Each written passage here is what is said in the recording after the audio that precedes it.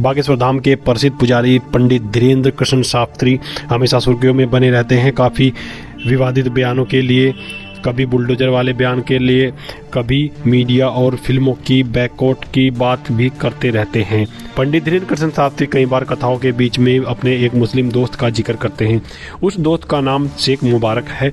ऐसे में लोगों की यह दिलचस्पी रहती है कि शेख मुबारक कौन है। आइए आपको बताते हैं कि शेख मुबारक के साथ पंडित धीरेन्द्र कृष्ण शास्त्री की दोस्ती कितनी पुरानी है।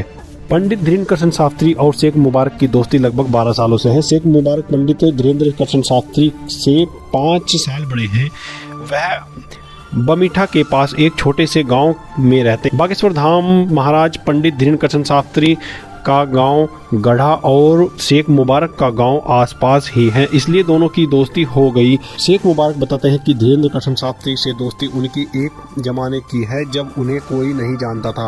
हमने साथ में गोलगप्पे खाए हैं, समोसे भी ठेले पर खड़े होकर खाए हैं। शेख मुबारक बताते हैं कि पंडित धीरेन्द्र कृष्ण शास्त्री और उनके बीच मौज मस्ती भी होती थी। बागेश्वर महाराज के दोस्त शेख मुबारक ने बताया कि बात बहुत पुरानी नहीं है।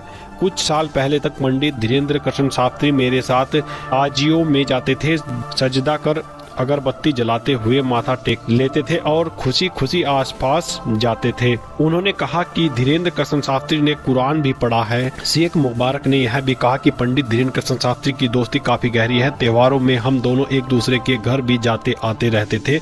ईद के दिन पंडित धीरेन्द्र कृष्ण शास्त्री मेरे घर आते थे तो दिवाली के दिन मैं उनके घर जाता था। ईद में मेरी माँ हम दोनों को घर में बैठाकर खाना खिलाती थी। आज भी पंडित धीरेन्द्र कृष्ण शास्त्री कई बार बिना बताए मेरे घर आ जाते हैं। शेख मुबारक बताते हैं कि आज भी पंडित धीरेन्द्र कृष्ण शास्त्री से उनकी फोन पर बात होती है। कभी पंडित धीरेन्द्र कृष्ण शास्त्री व्यस्त होते हैं तो व्हाट्सएप के माध्यम से भी बात हो जाती है। हमेशा साथ में चाय पीने का जिक्र होता है। कई बार वह बिना बताए घर पर आकर चाय पी जाते हैं। बागेश्वर महाराज का दोस्त शेख मुबारक एक एनजीओ में काम करता है, इसी से परिवार का भरण पोषण होता है। उन्होंने कहा कि पंडित धीरेन्द्र कृष्ण शास्त्री आज प्रसिद्धि के मुकाम पर हैं।